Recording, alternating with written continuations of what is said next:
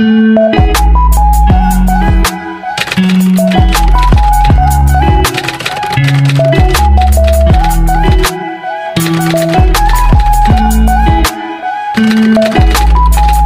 yun, sa paggawa natin ng Mexican nachos, kailangan natin ng ground beef.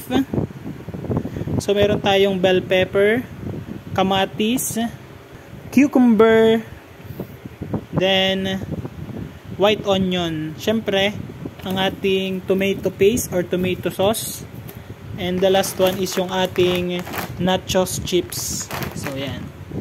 So before tayo mag-proceed sa ating pagluluto, kailangan muna nating hugasan yung ating mga kamay para naman maging malinis yung ating gagawin at syempre yung ating gagawing pagluluto. And after nyan, magpuproceed na tayo sa ating gagawing pag-slice ng ating lulutuin. So sa part na to, kailangan nating i-slice sa gitna yung ating kamatis, then ikakat natin siya ng pahaba. Syempre kailangan tanggalin muna natin yung pinaka buto niya para naman maging quality yung ating gagawing slice. So kailangan natin yung i-slice ng pa-cubes at gagawin nga natin siyang toppings sa ibabaw ng ating nachos. So minakat na rin ako dyan kanina. So tuturo ko lang at papakita ko lang sa inyo kung paano natin siya ikakat ng pa-cube size. So after natin ikat yung ating kamatis in cube size, ilagay na natin siya dito sa ating pinggan. And then isusunod na natin yung ibang mga ilalagay nating for toppings. So ito yung cucumber, tatanggalin lang natin yung pinakadulo niya. Then ikakat natin siya sa gitna. And also kailangan tanggalin din natin yung parang pinakabuto nito.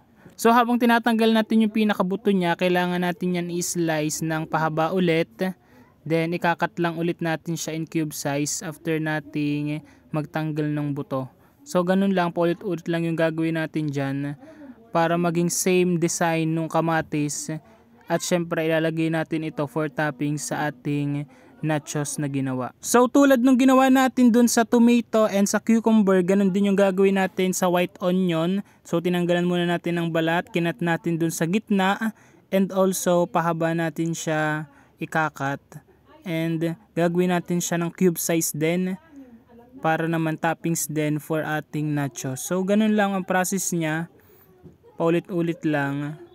So yan ang ilalagay natin. So susunod natin dyan yung ating bell pepper naman. So apat na klase yung ilalagay nating toppings sa ating Mexican nachos. So nandyan yung bell pepper, white onion, cucumber, and yung tomato. So ito na yung ating toppings for Mexican nachos or tacos. Yan yung cucumber, tomato, bell pepper, and yung ating white onion. So dahil ready na yung ating mga sangkap sa pagluluto, ito na at bubuhay na natin yung ating kalan at atin nang isasalang itong ground beef. Yan po ay 1/4 na ating binili.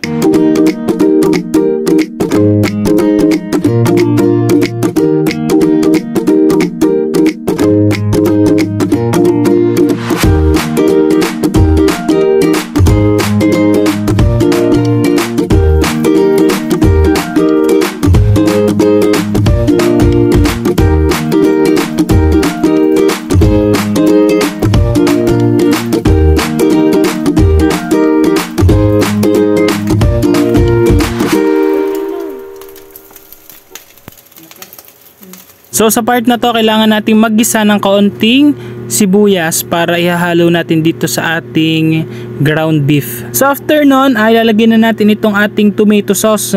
So hindi natin ilalahat yon, mga 3/4 lang para magkaroon ng lasa yung ating ground beef. And also, kailangan nating magpakulo ng kamatis at ito yung ating gagawing sauce sa ating nachos or Mexican nachos tacos. And ito naman yung ating cheese na ibubudbud sa ibabaw, so kailangan nating magtadtad dyan.